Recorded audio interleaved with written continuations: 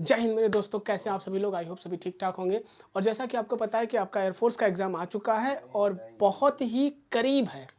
और in air force के exam में फिज़िक्स में जो क्वेश्चंस आते हैं वो किस तरह के पैटर्न आपके सामने आते हैं, पूरा क्वेश्चंस का एक मॉडल पेपर, एक कह सकते हैं कि एक्सपेक्टेड क्वेश्चंस मैं आपके सामने लेकर आया हूँ। हर एक चैप्टर से आपको कुछ क्वेश्चंस देखने को मिलेंगे और जहाँ से जिस तरह से जितने क्वेश्चंस देखने को मिलेंगे वो सारा पैटर्न मैं आपके सामने लेकर आ चुका हूँ। एक एक क्वेश्चंस को बड़ी बारीकी से देखेंगे और ये वादा करता हूँ कि यहाँ से कुछ क्वेश्चंस आपको एग्ज़ाम में देखने को मिलेंगे ही, क्योंकि ये मोस्ट एक्सपेक्टेड क्वेश्चंस हैं। तो आइए देखते हैं कि किस तरीके से हमारे एग्ज़ाम में क्वेश्चंस आते हैं और क्या होता है और किन किन चीज़ों पर हमें डिस्कस करना है, क्योंकि ये बहुत ज़रूरी चीज़ होता है कि हमें यहाँ पर कॉन्सेप्ट्स क्लियर रखने हैं। कॉन्सेप्ट के साथ साथ न्यूमेरिकल्स की प्रैक्टिस बहुत ज़्यादा करनी है आपको, क्योंकि जितना ज़्यादा प्रैक्टिस करेंगे उतना ही आप परफेक्ट होते जाएंगे, क्योंकि प्रैक्टिस मेक्स मैन परफेक्ट, ये मैं बार बार बोलता हूँ। इसलिए क्वेश्चंस की प्रैक्टिस ज़्यादा करिए। तो फिलहाल एक क्वेश्चंस कह रहा है कि एक गैस का प्रेशर एक जैसे वॉल्यूम पर किसके प्रोपोर्शनल होता है, यानी the pressure of a gas at a constant volume is proportional to. तो वॉल्यूम को कांस्टेंट रखा है, वॉल्यूम कांस्टेंट है, तो प्रेशर किसके प्रोपोर्शनल होता है? तो हमने आपको बताया pressure is directly proportional to the temperature. Pressure is directly proportional to the temperature, और इसी को हम लोग गेलू-सॉक्स लॉ कहते हैं, गेलू-सॉक्स लॉ या प्रेशर लॉ कहते हैं।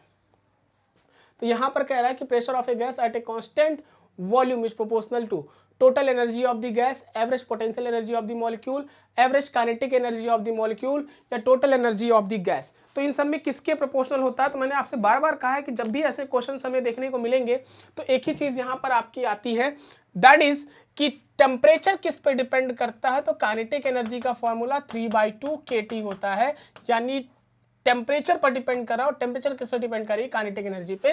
तो average kinetic energy of the molecule, option number C is the right answer. यहां पे आपको इसको टिक कर देना है। तो देखिए क्वेश्चंस बहुत ही ईजी हैं, अगर आप ध्यान से देखेंगे तो हर एक क्वेश्चंस को आप कर सकते हैं और ईजी है। फिर आइए अपने अगले क्वेश्चन की ओर रुख करते हैं। अगला क्वेश्चन देखते हैं क्या कह रहा है कि न्यूट्रॉन, प्रोटॉन, इलेक्ट्रॉन और अल्फा पार्टिकल बराबर काइनेटिक एनर्जी से घूम रहे पार्टिकल्स को उनकी वेलोसिटी के बढ़ते क्रम में कैसे अरेंज किया जा सकता है। पार्टिकल को उसकी वेलोसिटी के बढ़ते क्रम में अरेंज करना है। तो एक बात बताइए, सीधा सा फॉर्मूला मैंने आपको पढ़ाया है कि जिसका मास ज़्यादा होगा उसकी वेलोसिटी क्या होगी? कम होगी। मास ज्यादा तो वेलोसिटी कम, यार जाहिर सी बात है, सीधी सिंपल सी बात है। एक पतला आदमी, एक मोटा आदमी है, दोनों को अगर हम खींचे तो कौन तेजी से दौड़ेगा? पतला आदमी तेजी से दौड़ेगा, मोटा आदमी धीरे धीरे दौड़ेगा। तो जिसका मास ज्यादा उसकी वेलोसिटी कम क्या होती है? कम होती है। यानी mass is inversely proportional to the velocity, just opposite है। तो कह रहे हैं अल्फा पार्टिकल है, न्यूट्रॉन है और प्रोटॉन है, तो किसका मास सबसे ज्यादा होता है? अल्फा पार्टिकल का मास सबसे ज्यादा है, ठीक है। और उसके बाद में देखो अल्फा पार्टिकल का मास ज्यादा है, उसके बाद में आता है न्यूट्रॉन, प्रोटॉन और इलेक्ट्रॉन। तो उसके बाद में क्या आता है आपका? प्रोटॉन, न्यूट्रॉन, देन प्रोटॉन और देन इलेक्ट्रॉन। सबसे कम मास होता है इलेक्ट्रॉन का। तो अल्फा पार्टिकल कैसे अरेंज किया जा सकता है? पार्टिकल्स को उनकी वेलोसिटी के बढ़ते क्रम में सबसे ज्यादा वेलोसिटी किसकी होगी? इलेक्ट्रॉन की, प्रोटॉन की, न्यूट्रॉन की, फिर अल्फा पार्टिकल की। तो alpha particle, neutron, proton, electron, ये तो गलत है। Electron, proton, neutron, alpha particle, electron, proton, neutron, alpha particle, option number C. लगा दो, खत्म कहानी। नेक्स्ट क्वेश्चन आइए देखते हैं क्या कह रहा है। नेक्स्ट क्वेश्चन कह रहा है कि 6 identical cell each of EMF 6 volt are connected in parallel. भैया 6 सेल हैं और छह सेल को किसमें कनेक्ट किया गया है? पैरेलल में इस तरह से कनेक्ट किया गया है, सबकी वैल्यू 6 वोल्ट है। तो the net EMF across the battery, तो कह रहे बैटरी जो बनी इसका ईएमएफ कितना होगा? तो पैरेलल में हमने क्या बता के रखा है? सेम होता है, हमेशा पैरेलल में ईएमएफ सेम होता है। तो बैटरी का भी ईएमएफ कितना होगा? बैटरी का भी ईएमएफ होगा 6 वोल्ट, यानी ऑप्शन नंबर ए। लेकिन हाँ, अगर यही चीज पैरेलल में वो सीरीज में कनेक्ट होती तो 6 + 6 + 6 यानी 6 36 वोल्ट होता। तो अगर सीरीज में होता तो 36 वोल्ट होता, लेकिन यहाँ पर पैरेलल में, और पैरेलल में हमेशा वोल्टेज सेम होता है, इसलिए 6 volt is our right answer. Next question क्या कह रहा है? ये देखो एक सीरीज दी हुई है, एक सर्किट दिया हुआ है, कह रहा है कि 6 प्रतिरोध जिनमें से प्रत्येक का प्रतिरोध 6 ओम है, सभी कितने ओम के हैं? 6 ओम के हैं। ए, बी और सी बिंदुओं के बीच चित्रानुसार जोड़े गए हैं। ए और बी के बीच में प्रतिरोध है R1, यानी यहाँ का रेजिस्टेंस है R1, बी और सी के बीच में प्रतिरोध तथा ए और सी के बीच में प्रतिरोध R2 और R3 है। तो बी और सी में कितना है R2 और यहाँ कितना है R3 है। तो कह रहे हैं R1 ratio R2 ratio R3 बताइए। तो भाई साहब R1 की वैल्यू कितनी है R, R2 की वैल्यू निकालो। तो 1/R क्या हो जाएगा, दैट इज R/2, 2/R/2। यहाँ पे क्या हो जाएगा R3 की वैल्यू R/3। तो अगर हम सबको डिवाइड करें तो R1 ratio R2 ratio R3 क्या हो जाएगा R ratio R/2 ratio R/3। R हर जगह से कैंसिल हो जाएगा, दैट इज 6 रेशियो यहाँ हो जाएगा 3 ratio 2, 6 ratio 3 ratio 2, that is option number A. 6 ratio 3 ratio 2 हमारा आंसर आ जाएगा। अली नेक्स्ट क्वेश्चन की बात करते हैं। नेक्स्ट क्वेश्चन क्या कह रहा है कि भाई साहब चित्र में दिखाए गए परिपथ में 6 ओम में बहने वाली धारा से उत्पन्न ऊष्मा 60 कैलोरी प्रति सेकंड है। 6 ओम ये है, ये 6 ओम है। यहाँ पे देखिए फिगर को थोड़ा सा अगर आप देखेंगे ये 6 ओम है, ठीक है। कह रहे हैं इसमें जो आई एम्पियर की धारा बह रही है उसमें जो ऊष्मा उत्पन्न हो रही है वो कितनी है 60 कैलोरी पर सेकेंड। कितनी ऊष्मा बह रही है 7 कैलोरी। तो भाई साहब ऊष्मा का फॉर्मूला अगर आप देखें तो क्या होता है I² इंटू आर, भाई पीक पावर देखें तो I² R होता है, ठीक है। और इंटू टी प्रति सेकेंड जो बह रही है वो है, तो टी की वैल्यू यहाँ पर 1 सेकेंड है। एच की वैल्यू कितना दिया है 60, I² R की वैल्यू 6, तो I² की वैल्यू कितना हो जाएगा 10। I² की वैल्यू क्या आ रही है 10 आ रही है। तो कह रहा 3 ओम प्रतिरोध में प्रति सेकंड बहने वाली ऊष्मा ज्ञात कीजिए। करंट है 2I और कितना 3 ओम में, 3 ओम में कितनी धारा कितनी ऊष्मा बनेगी। तो अब इसके लिए formula H = I² RT, I की जगह पर क्या कर दोगे 2I whole square R into t. 4 I² की वैल्यू कितना दिया है 10 और R की वैल्यू 3, 4 3 12, 120 कैलोरी प्रति सेकेंड, 120 कैलोरी यानी ऑप्शन नंबर डी 120 कैलोरी, ठीक है। नेक्स्ट क्वेश्चन की बात करते हैं। आइए नेक्स्ट क्वेश्चन क्या कह रहा है, निम्नलिखित पर विचार कीजिए। किसी धारावाही चालक में उत्पन्न ऊष्मा निर्भर करती है। धारावाही चालक में जो ऊष्मा उत्पन्न होती है वो किस पर निर्भर करती है, बहने वाली धारा पर, ऊष्मा चालकता पर या विशिष्ट प्रतिरोध पर। तो अगर इस क्वेश्चन को हम देखें तो कह रहे हैं किस पर डिपेंड करता है ये हमें बताना है। बता सकते हैं क्या होगा, कंडक्टिविटी और किस पर डिपेंड करता है, बहने वाली धारा पर निर्भर करता है, चालकता पर निर्भर करता है या प्रतिरोध पर निर्भर करता है। तो current carrying conductor independent of, भाई साहब सीधी सी बात है कि ऊष्मा H I² RT यही होता है। तो जितना ज्यादा हमारा रेजिस्टिविटी होगा हीट उतना ही ज्यादा होगा, रेजिस्टिविटी जितना ज्यादा होगा हीट की वैल्यू उतनी ही ज्यादा होगी। तो जाहिर सी बात है ऊष्मा चालकता जितनी ज्यादा होगी, स्पेसिफिक रेजिस्टेंस कह रहे हैं, थर्मल कंडक्टिविटी कह रहे हैं और करंट पासिंग थ्रू इट। तो थर्मल कंडक्टिविटी ऊष्मीय चालकता, यहाँ पर ऊष्मीय चालकता, ऊष्मा किस पर डिपेंड करेगा ऊष्मीय चालकता यानी ऑप्शन नंबर 2 पर। Next question, 2 copper wire A and B of length L and 2L है, ठीक है, have the same area of cross section, the ratio of the resistivity of wire A to the resistivity of wire B। A और B की resistivity का ratio कह रहा है क्या होगा।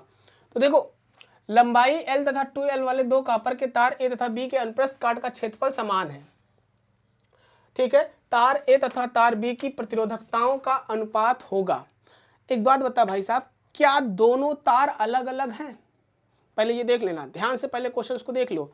दोनों ही कॉपर वायर है और जब कॉपर वायर है तो कॉपर वायर की रेजिस्टिविटी क्या होती है सेम, वो चेंज नहीं होगी यानी 1:1 ही होगा, option number C.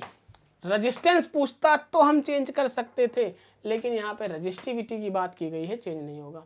What happens when charge is placed on a soap bubble, जब चार्ज को किसी सोप बबल में रखते हैं तो क्या होता है, चार्ज को किसी सोप बबल में रखेंगे तो क्या होगा, it collapse, its radius increase, its radius decrease. तो याद रखना जब चार्ज को सोप बबल में रखते हैं तो इसका रेडियस क्या हो जाता है इंक्रीज हो जाता है, क्योंकि चार्ज सोप बबल्स को रेडियस को बढ़ा देता है। जाहिर सी बात है its radius will be increase.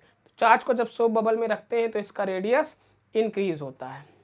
Clear है, यहां तक क्लियर है ना। नेक्स्ट क्वेश्चन आइए, नेक्स्ट क्वेश्चन देखते हैं।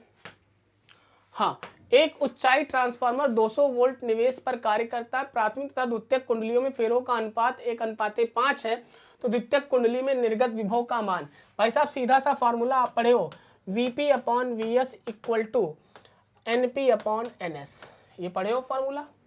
फॉर्मूला तो बताया, Vp/Vs इक्वल टू Np/Ns। तो भाई प्राइमरी का वोल्टेज दिया है, ऊंचाई ट्रांसफार्मर इतने निवेश दिया है, इनपुट 200, Vs निकालना है, इनके प्राथमिक तथा द्वितीयक कुंडली का रेशियो दिया है 1:5, तो Vs इक्वल टू 5 दूनी 10, 1000 वोल्ट हमारा आंसर आएगा। Vs कितना आएगा? 1000 volt. The next question is, किसी पिंड का भार पृथ्वी की सतह पर, weight of body at earth surface is W, ठीक है, अर्थ के सरफेस पे किसी भी बॉडी का वेट कितना है? W है, यानी mg है। At a depth half way to the centre of the earth it will be, यानी पृथ्वी के अंदर जब जाते हैं तो आधे पर, डेप्थ के आधे पर वेट क्या हो जाएगा? तो सीधी सी बात है, एक बात बताओ, हम पहले जी डैश निकाल लेते हैं, यहाँ पर कितना होगा? जी डैश निकाल लेते हैं, तो एक ही फार्मूला तो पढ़े हो, जी dash equal to G1 - D/R, ठीक है, G1 - D, D मतलब कितना हमारा? डेप्थ कितना हो गया है? आधा, तो R/2 इंटू R, R से R कैंसिल हो जाएगा, दैट विल बी G/2। तो जब G/2 हो गया तो वेट भी क्या हो जाएगा? आधा हो जाएगा, option number C. Next question, next question कह रहा है, एक लोहे का टुकड़ा T1 समय में 100 डिग्री सेल्सियस से 90 डिग्री सेल्सियस तक ठंडा हो जाता है, T2 समय में 90 से 80 डिग्री सेल्सियस तक ठंडा हो जाता है, और T3 समय में 80 से 70 डिग्री सेल्सियस तक ठंडा होता है। निम्नलिखित में से कौन सा संबंध सही है? न्यूटन्स कूलिंग लॉ वाला कॉन्सेप्ट मैंने आपको समझाया है, और हमने कहा है कि जब भी आपको न्यूटन्स कूलिंग लॉ देखने को मिलेंगे तो ये चीज़ें आपको क्वेश्चन पूछ सकता है, और एयरफोर्स में ऐसे क्वेश्चन आए भी हैं। तो एक बात बताओ, न्यूटन कूलिंग ने क्या कहा? न्यूटन ने कहा जितना ज्यादा ठंडा होने की दर होगी, यानी dQ/dt, वो टेम्परेचर डिफरेंस के डायरेक्टली प्रोपोर्शनल है, TH - TC के, ठीक है। तो 100 से 90 जाने में बहुत जल्दी समय बीतेगा, यानी कि बहुत जल्दी ठंडा होगा, और 80 से 70 टेम्परेचर कम हो गया, डिफरेंस कम हुआ, तो जाहिर सी बात है ज़्यादा समय लगेगा। तो T3 में ज़्यादा समय लगेगा, फिर T2 में उससे कम समय लगेगा, और T1 में सबसे कम समय लगेगा, यानी option number A. Next question, नियत त्वरण से गति के लिए वेग घटकर 5 सेकंड में 0 हो जाता है और 100 मीटर दूरी तय करता है। कण द्वारा अगले 5 सेकंड में तय की गई दूरी होगी। देखो, एक मोशन है, in a motion with constant acceleration the velocity is reduced to 0। Velocity घटकर क्या हो गई? 0। पहले v था मान लो, अब क्या होगा? 0 इन 5 सेकेंड। t कितना दिया हुआ है? 5 सेकेंड में। After a covering a distance of 100 metre, 100 metre, the distance covered by the particle in the next 5 second will be. तो अगले 5 सेकेंड में कितना डिस्टेंस कवर्ड होगा ये बताना है। तो भाई जाहिर सी बात है, v in motion constant acceleration the velocity is reduced to 0, velocity is reduced to 0, velocity 0 reduce हुआ है और घटकर 5 सेकेंड में 100 मीटर का डिस्टेंस इसने क्या किया है? कवर किया है, ठीक है। 5 सेकेंड में 100 मीटर का डिस्टेंस कवर किया है। तो distance covered by the particle in the next 5 second will B. भाई सीधी सी बात है, अगर इसका एक सेकेंड इसका पहले ग्राफ देख लो कैसा बनेगा, क्योंकि अगर ग्राफ समझ गए तो कॉन्सेप्ट अपने आप समझ जाएगा।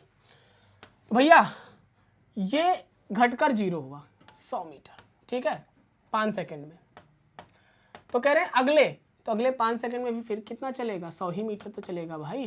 अगले 5 सेकेंड में फिर कितना चलेगा? 100 मीटर ही चलेगा। भले ही वो रिटार्डेशन मोशन में जा रहा है, लेकिन चलेगा कितना? 100 मीटर ही। That is option number D. Next, हाँ, the displacement graph for a particle is 1 dimensional. भाई साहब इसको थोड़ा सा पॉज करके 1 मिनट इसका आंसर देना आप लोग क्या होगा। देखो है तो बहुत इजी क्वेश्चन, लेकिन ज़्यादातर बच्चे इसको गलत कर देते हैं, समझ नहीं पाते हैं कि करेंगे क्या। तो ध्यान से देखो, चित्र में एक कण का एक रेखीय गति का समय विस्थापन ग्राफ है। निम्नलिखित में से कौन सा ग्राफ समय के साथ वेग भिन्नता को दर्शाता है? तो डिस्प्लेसमेंट टाइम ग्राफ दिया है और कह रहा है कि वेलोसिटी टाइम, ये velocity of the particle with time, v directly proportional to t। इसका मतलब डायरेक्टली करें v और t का ग्राफ बताना है।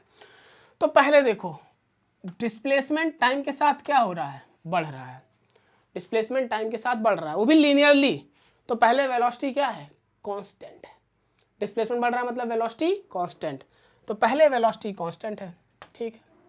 उसके बाद देखो डिस्प्लेसमेंट कांस्टेंट हो गया, मतलब चल ही नहीं रहा है, तो वेलोसिटी क्या हो जाएगी तुरंत, जीरो, जीरो, कुछ देर तक जीरो रहेगी।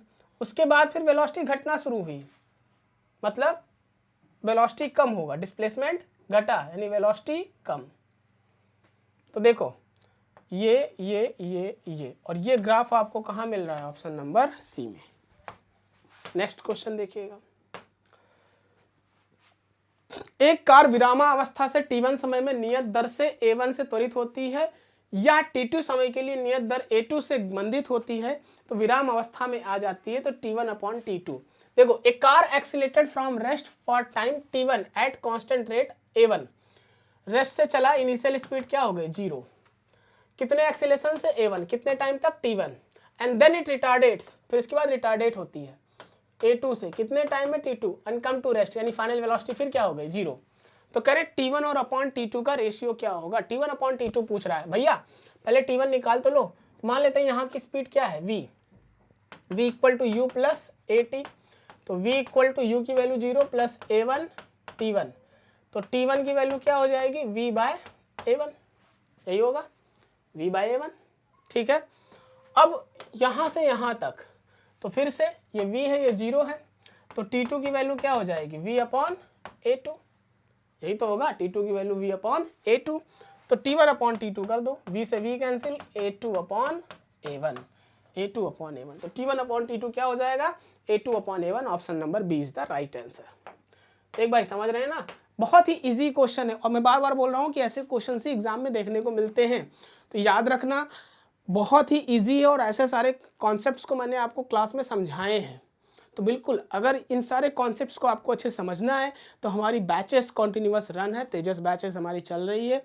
अब 1 मंथ का आपका टाइम भी बचा हुआ है, तो बिल्कुल ज्वाइन करें और इन मंथ में अपने पूरे कॉन्सेप्ट्स को क्लियर करके एग्ज़ाम को क्रैक करें, क्योंकि अब बहुत समय नहीं बचा हुआ है और इन्हीं समय में आपको अपना सब कुछ देना है, यानी सबसे बेस्ट देना है आपको। तो जब बेस्ट देना है तो जाहिर सी बात है ये चीज़ें आपको करनी ही करनी है, चाहे जो हो जाए। तो अगला क्वेश्चन कह रहा है कि पानी से एक भरी बाल्टी 4 मीटर त्रिज्या के ऊर्ध्वाधर वृत्त पर घुमाई जाती है, अगर जी 10 मीटर पर सेकंड स्क्वायर है तो बाल्टी का आवर्तकाल पूछ रहा है, क्या होगा। बाल्टी का आवर्तकाल पूछ रहा है भाई साहब, सीधी सी बात है, हमसे टी की वैल्यू पूछ रहा है, तो टी क्या होता है, टी की वैल्यू भाई बाल्टी को घुमा रहे हैं, तो डिस्टेंस कितना है 2πr/v, 4 मीटर त्रिज्या वाले वृत्त पर घुमाई जाती है, तो बाल्टी का आवर्तकाल। वेलोसिटी कितने वेलोसिटी से दिया होगा भाई, किसी न किसी वेलोसिटी से तो हमने फेंका होगा, क्योंकि जब तक वेलोसिटी पता नहीं चलेगा तब तक आप बता नहीं सकते हैं कि किस वेलोसिटी से घूम रहा होगा। तो वेलोसिटी हमारी कितनी होती है, वेलोसिटी का फॉर्मूला तो हमने बताया था, सबसे हाईएस्ट पॉइंट पर वेलोसिटी क्या होती है, √gr, क्रिटिकल वेलोसिटी। तो t इक्वल टू 2π, r की वैल्यू कितना दिया है 4/√g मतलब 10, और r की वैल्यू कितनी दी हुई है 4, यानी कि √40, ठीक है। तो यहाँ पर देख लो 40 मतलब 2√10 हो जाएगा, तो 2 × 22/7 × 4/40 में 2√10, 2 से 2 कैंसिल। अब इसी को सॉल्व कर लेंगे तो 22/7 × 4/√10, 22/7 × 4/√10, और that will be near about 4 second, लगभग आएगा 3.9, दैट इज 4 सेकेंड। तो 4 second is our right answer. Next question कह रहा है, देखो M1 द्रव्यमान का ब्लॉक M2 द्रव्यमान की स्लैब के ऊपर रखा है, एक M1 द्रव्यमान का ब्लॉक M2 द्रव्यमान की स्लैब पर रखा हुआ है, स्लैब एक घर्षणहीन क्षैतिज सतह पर रखा है, ब्लॉक और स्लैब के बीच स्थैतिक घर्षण गुणांक μ1 और गतिशील घर्षण गुणांक μ2 है, ब्लॉक M1 पर F बल लगाया जाता है, तो G इक्वल टू 10 मीटर पर सेकेंड स्क्वायर है, अगर M1 10 है, M2 30 है, μ1 0.5 है, μ2 0.15 है और F 40 न्यूटन है, तो स्लैब का त्वरण क्या होगा, स्लैब का त्वरण क्या होगा। भाई साहब ये बहुत ही अच्छा क्वेश्चन है और ऐसे क्वेश्चन हम आराम से कर सकते हैं। पहले कंबाइंड एक्सीलरेशन निकाल लो, ये वाला क्वेश्चन बताया था, पहले इसमें हम कंबाइंड एक्सीलरेशन निकाल लेते हैं। कंबाइंड एक्सीलरेशन जो हमारा निकल जाएगा तो आराम से हम लोग एक पर कितना होता है वो निकाल सकते हैं। तो पहले कंबाइंड एक्सीलरेशन क्या होता है पूरे का, force upon m1 plus m2। Force कितना लग रहा है 40, m1 m2 कितना है 10 और 30, 10 और 30 40, यानी फोर्स कितना, एक्सीलरेशन कितना आया 1 मीटर पर सेकेंड स्क्वायर। एक्सीलरेशन कितना आया 1 मीटर पर सेकेंड स्क्वायर। तो कह रहे हैं स्लैब का त्वरण क्या होगा। तो भाई साहब कंबाइंड एक्सीलरेशन अगर ज़्यादा है तो अलग अलग चलेगा और अगर कम है तो साथ साथ चलेगा। तो यहाँ पर म्यू की वैल्यू निकाल लेते हैं। म्यू की ए की वैल्यू म्यू1 m1g upon m2, A equal to म्यू1 m1g अपॉन m2। m1 कितना रखा हुआ है 10, m2 कितना रखा हुआ है 30, g की वैल्यू है 10 और म्यू1 की वैल्यू 0.5। सॉल्व करेंगे तो हमेशा ये एक से ज़्यादा आएगा, मतलब दोनों साथ साथ चलेंगे। तो ऑप्शन नंबर ए लगा दो, सही है 1 मीटर पर सेकेंड स्क्वायर।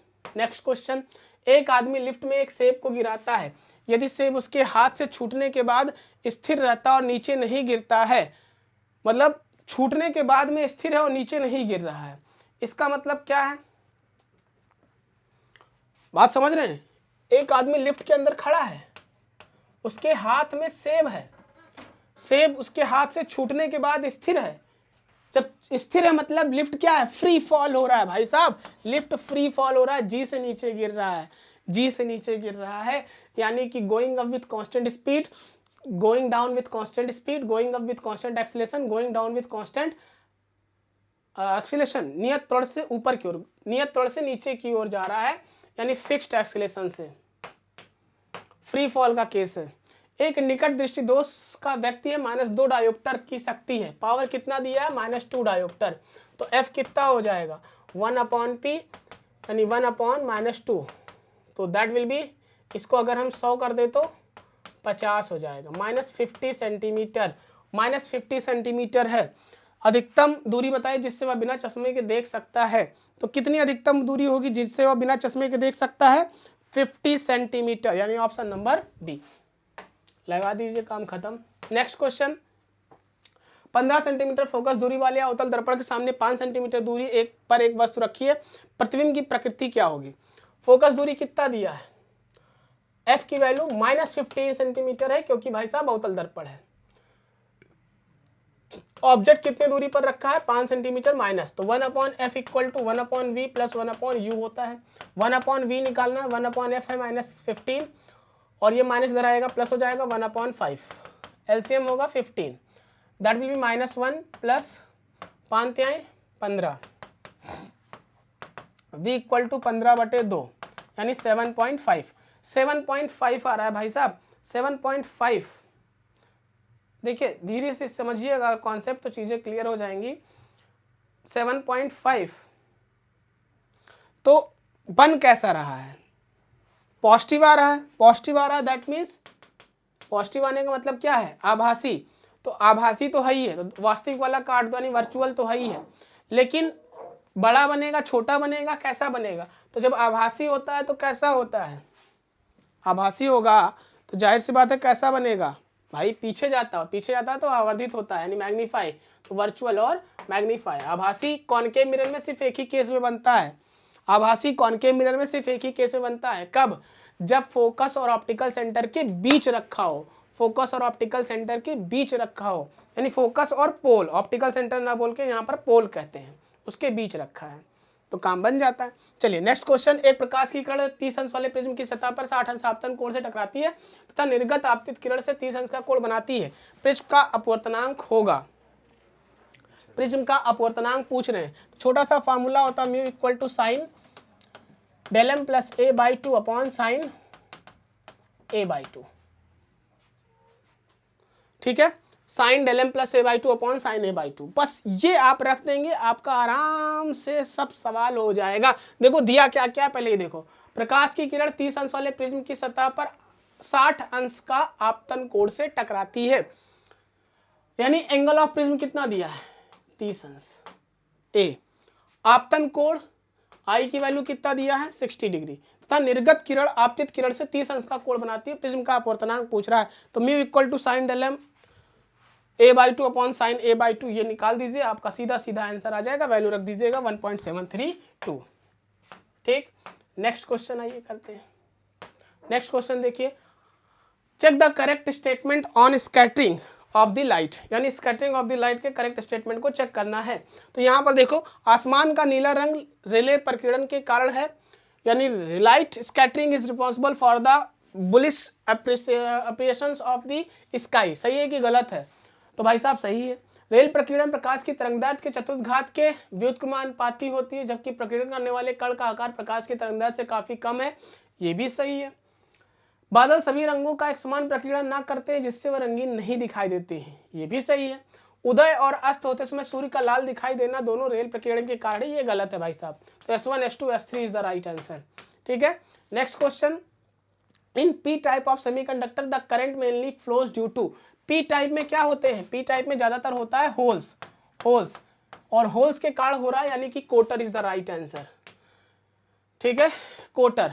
किसी जल चक्की के पंखे पर 6 किलोग्राम प्रति मिनट की दर से पानी गिर रहा है, झरने की ऊंचाई 100 मीटर है, तो जल चक्की को दी गई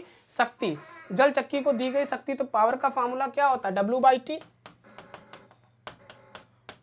W/T तो होता है भाई साहब, तो W क्या होता है? mgh। भाई वर्क डन ही तो होता है mgh/T। सब रख दो भाई। मास कितना दिया है? मास अपॉन टाइम 6000 इंटू जी की वैल्यू 10, h की वैल्यू 100। ठीक है, इसी को सॉल्व कर दीजिए। अच्छा, टाइम को 60 सेकेंड में भी कन्वर्ट करना है, मिनट है 60 में कन्वर्ट कर दो। 0 से 0 कैंसिल हो जाएगा, 6 से ये 3 और 2 3 3 6, 10 टू पावर 6, 10 टू पावर 6 आएगा। 10 टू पावर 6 यानी कि 100 इंटू 10 टू पावर 3 यानी 100 kilowatt. Option number C is the right answer. Next, एक कण 45 अंश के कोण पर 36 से के गतिज ऊर्जा से फेंका जाता है, महत्तम बिंदु पर गतिज ऊर्जा होगी। भाई साहब, जब इसको फेंका 45 पर फेंक रहे हैं, तो यहाँ पर कौन सी वेलोसिटी होगी? सिर्फ यही एक वेलोसिटी होगी क्या? v cos 45। तो kinetic energy half m v square cos 45 की वैल्यू 1/2। ये तो पहले वाली स्टार्टिंग वाली है, यानी 1/2 k, यानी option number B k/2। Next question, water flows out. किसी बाल्टी से बने एक छिद्र से कोई पानी परवलयाकार पथ बनाते हुए बाहर निकल रहा है। यदि बाल्टी स्वतंत्रता पूर्वक गुरुत्व के अधीन गिरती है तो पानी बहता है। हवा का प्रतिरोध नगण्य है गिरती हुई बाल्टी के। ये क्वेश्चंस मैंने क्लास में समझाया था और इसका आपको जवाब देना है। बहुत ही अच्छा क्वेश्चंस है। इसका अगर आप कॉन्सेप्ट्स पढ़े हैं तो आराम से कर सकते हैं। तो इसका आंसर आप लोग कमेंट बॉक्स में जरूर बताइएगा क्या होगा। और साथ ही साथ हमारा इस समय कॉन्टिन्यूअस एयरफोर्स X और Y दोनों का तेजस बैच का चल रहा है, जिसमें हम लोग कॉन्टिन्यूअस रिटर्न और फेज 2 की तैयारी तो कराते ही हैं, साथ ही साथ मेडिकल की भी पूरी फैसिलिटीज़ अवेलेबल होती हैं। तो आपको मेडिकल तक हम लोग लेकर जाएंगे। बैचेस रनिंग कंडीशंस में हैं और कुछ बैचेस तो इसके बाद में स्टार्ट भी होंगी। तो जुड़ना ना भूलिए। मिलते हैं फिर अगली क्लास में, तब तक के लिए थैंक यू। जय हिंद।